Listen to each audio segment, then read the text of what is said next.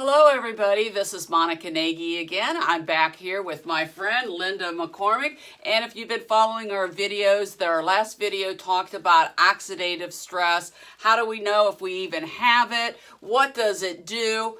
And now, how about all the scientific evidence out there? And where do we find this evidence that tells us about oxidative stress? So Linda, why don't you go ahead and continue expounding on that and share with the people? I will. Thank you very much. Because I'm of the mind that I don't want to be duped into taking anything or doing anything that doesn't have some solid evidence. I hear you. I mean, how many of us have been sold something only to realize it's not what it was cracked up to be? I have all the t-shirts lined up in my closet. Right. So I went to a seminar actually at a local hospital here in Canton, Ohio, and they had a fabulous seminar on evidence-based health information.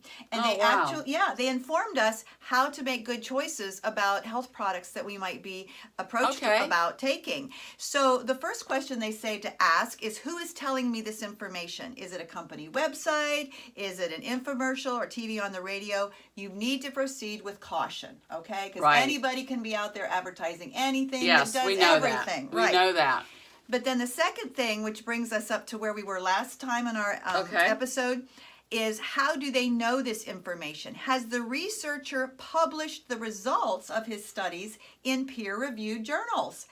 And what's a peer-reviewed journal? That is where there is a third party that studies the findings of another group, and without knowing and having a financial connection, they are finding out what the true answers are and coming up with the same result. Okay, great. So these studies can be found on pubmed.gov. Yeah, we talked about that last time. Exactly, and that's where they say you can go for reliable information. And then you want to see how current the information is. So, Monica, I am just so glad that this company that we are working with these products have these studies. I have another list here of the major universities and medical schools around the world. I mean, over 20 of these schools have done peer-reviewed studies. Oh, wow. Yeah, it's fabulous. I have a review. What are some of the schools? Let me name them. Colorado State University, Virginia Commonwealth, Colorado at Denver, Ohio State, Louisiana State. Ohio State did one. Yes. So this is a very, very solidly based product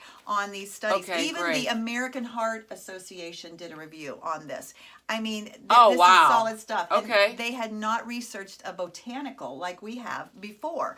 So this is a big deal. And to verify the fact that NRF2 activation, which we're talking about, that's this product, it's also finding other companies are finding that they want to do their own NRF2. So be it natural and pharmaceutical, other brands are coming up. Oh wow! How much is pharmaceutical going to cost? A whole lot. $100,000 or something. Right.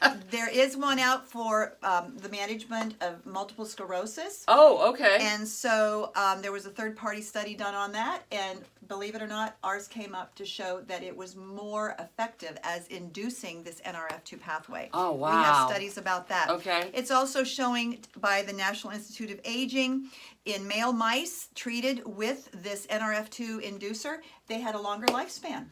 All right. So let the little mices live on.